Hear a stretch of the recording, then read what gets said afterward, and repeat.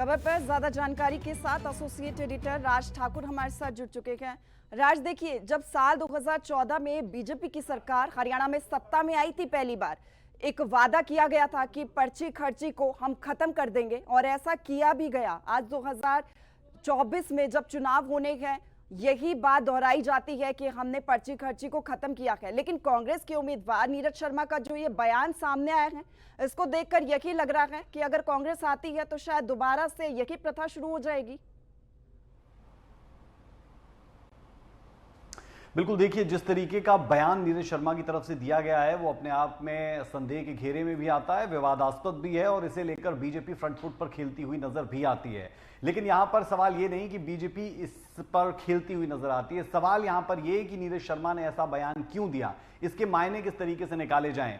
50 वोटों पर एक नौकरी की बात और 2000 नौकरियों का कोटा दे दिया जाएगा अगर उन्हें यहां से जिताकर भेजा जाता है। इससे दो बातें निकलकर सामने आती है। पहली तो ये कि उनके इस बयान के बाद पूरी कांग्रेस पार्टी सवालों के कटघरे में खड़ा हो जाती है, और दूसरी बात ये कि इस तरीके के प्रलोभन देकर लोगों से वोट लेना, यानी इलेक्शन कमीशन के दायरे में भी ये पूरा बयान आ सकता है। तो दो बड़े पहलू, दो बड़े मसले यहां से खुल जाते हैं इस पूरे के पूरे बयान के बाद।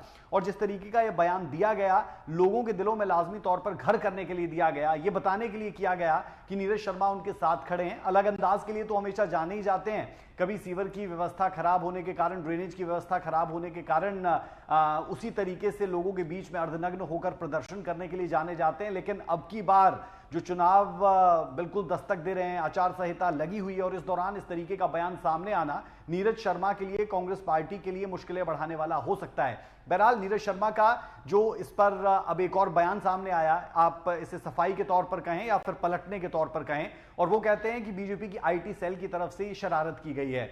सवाल ये उठता है कि जो तमाम बातें कही गई वो आपकी तरफ से कही गई। अब सवाल ये कि जो वो बातें कही गई, कि आप ये कह रहे हैं कि वो बातें आपकी तरफ से नहीं कही गई। उसे लेकर नीरज शर्मा से संपर्क साधने की भी सूर्य समाचार ने कोशिश की, और उनसे जब संपर्क हुआ तो वो फोनों पर आने के लिए फिलहाल तैयार नहीं है। उम्मीद करते हैं कि जल्द ही वो सूर्य समाचार के साथ जुड़ेंगे और अपनी बात रखेंगे, और उनसे हम भी सवाल जरूर पूछना चाहेंगे कि किस संदर्भ में इस तरीके का बयान दिया गया जिसके मायने बहुत ज्यादा विस्फोटक हो सकते हैं। विस्फोटक शब्द का इस्तेमाल मैं इसलिए कर रहा हूं क्योंकि चुनाव का दौर है, और उस चुनाव के दौर में जब इस तरीके का बयान सामने आता है तो विपक्षी दल कोई भी हो उसके लिए ये गोल्ड माइन की तरह होता है। क्यों होता है? उसके भी दो कारण। पहला कारण यह कि पर्ची और खर्ची, जिसका जिक्र आपने अपने सवाल की शुरुआत में ही किया, इसे लेकर बीजेपी लगातार फ्रंट फुट पर खेलती है। इसे लेकर लगातार वो ये बात करती है कि हमने पर्ची और खर्ची के कल्चर को खत्म कर दिया है, और हम लगातार ये कोशिश करते हैं कि ट्रांसपेरेंसी बढ़ती जाए और पूरे तरीके से पारदर्शिता के साथ आखिरी व्यक्ति जो खड़ा है उस पंक्ति में, जिसे लाभ होना चाहिए सरकार की योजनाओं का, वो मिल पाए, उसके लिए हम लगातार काम करते हैं। तो यहां से इस बयान के सामने आने के बाद बीजेपी को एक मौका मिल गया है जहां पर बीजेपी इस मसले के जरिए इन दोनों चीजों को केटर करती हुई नजर आएगी, यानी अंत्योदय और पर्ची और खर्ची को कैसे खत्म किया बीजेपी ने, जो उनके दावे। तो यहां से ये दो चर्चाएं जरूर खुल जाएंगी, और उसके साथ साथ चर्चा यह भी खुल जाएगी कि 50 वोटें दीजिए और एक नौकरी लीजिए। अब सवाल यह उठता है कि यह प्रचार है, भ्रष्टाचार है, लोगों को लुभाना है, इलेक्शन कमीशन के दायरे में किस तरीके से आता है या नहीं आता है, इलेक्शन कमीशन इस पर कोई संज्ञान लेता है या नहीं लेता है।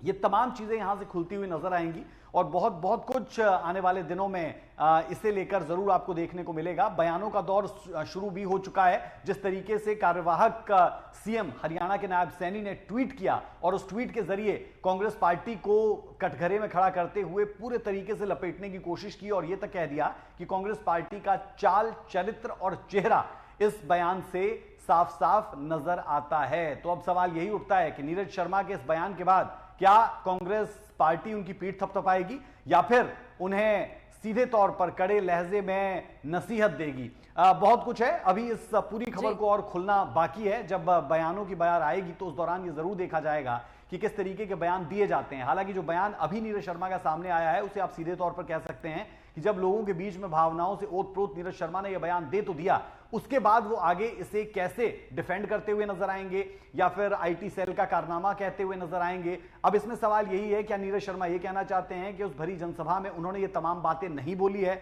और इन बातों को वहां पर एडिट करके लगा दिया गया है? बहुत सी चीजें हैं जो नीरज शर्मा शायद खुद बेहतर बता सकते हैं, और अगर वो देख रहे हैं उस वक्त तो सूर्य समाचार के साथ जरूर जुड़ें और अपनी बात जरूर रखें। नीरज शर्मा का ये बयान तेजी से वायरल हो रहा है। उनकी तरफ से बात कही जा रही है कि 50 वोटों के बदले एक नौकरी दी जाएगी। अब इस तरीके का जो उनका बयान सामने आया है, लगातार चर्चाओं का विषय बना हुआ है, राजनीतिक गलियारों में चर्चा का विषय है।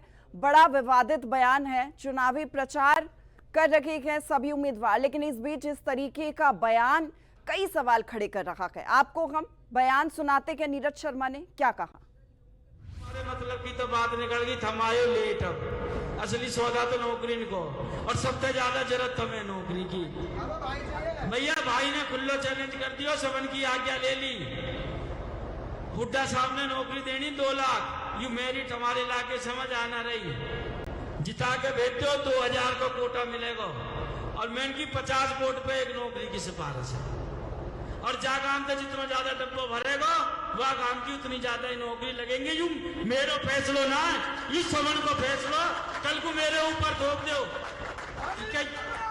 जाते कोई 10-20-50 वोट आने